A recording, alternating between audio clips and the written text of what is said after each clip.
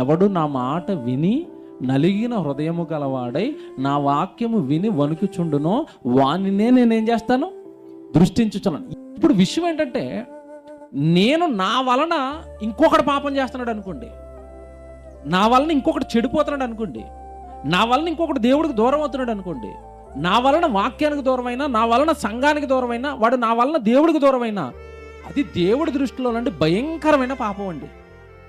అందుకే సాధ్యమైనంత మట్టుకు సహోదరులతో సంఘం గురించి చక్కగా వాక్యం గురించి మాట్లాడి దేవుళ్ళో నిలబెట్టాలి తప్ప ఎవరి మనసుల్లోనూ చెడును నింపి దేవుడి సన్నిధికి దూరం చేసే మాటలు, దేవుడి వాక్యానికి దూరం చేసే మాటలు, దేవుడి పనికి దూరం చేసే మాటలు పొరపాటున కూడా మన నోట్లోంచి రాకూడదు. ఎందుకంటే నేను చెడిపోవటం దేవుడికి ఒక రకమైన కోపాన్ని పుట్టించినా నేను ఏదో ఒక రాత్రి మోకాల మీద పడుతూ ఊరుకుంటాడేమో, కానీ నా వలన ఇంకొకటి చెడిపోయి నాశనం అవుతున్నాడు అనుకోండి, అది క్షమించరాని నేరం, అది క్షమించరాని పాపం. వీడు చేసింది అదే క్లియర్గా రాస్తున్నాడు అక్కడ. ఏమని?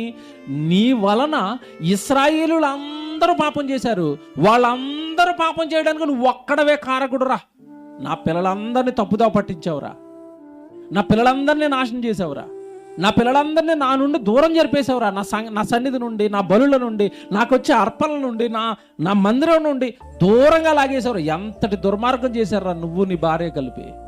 మన దేవుడు మనసు ఆలోచిస్తేనండి, దేవుడు ఏదైనా క్షమిస్తాడు కదండి. తన పిల్లల్ని తనకు దూరం చేసే ఏ మాట మన నోట్లోండి వచ్చినా అది మనకు శాపంగా మారిపోద్దండి. వీళ్ళకి శాపంగా మారింది అదే, వీళ్ళ కుటుంబానికి శాపంగా మారింది అదే, వీళ్ళ కుటుంబ పతనానికి కారణం అదే, వీళ్ళ కుటుంబ నాశనానికి కారణం అదే, కుటుంబం చిన్న భిన్నం అయిపోవడానికి కారణం అదే.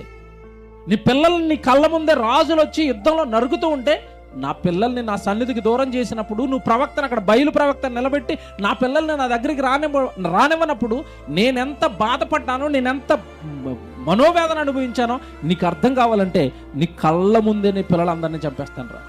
తెలుస్తుంది అప్పుడు నీకు నొప్పి ఎలా ఉంటుందో, బాధ ఎలా ఉంటుందో.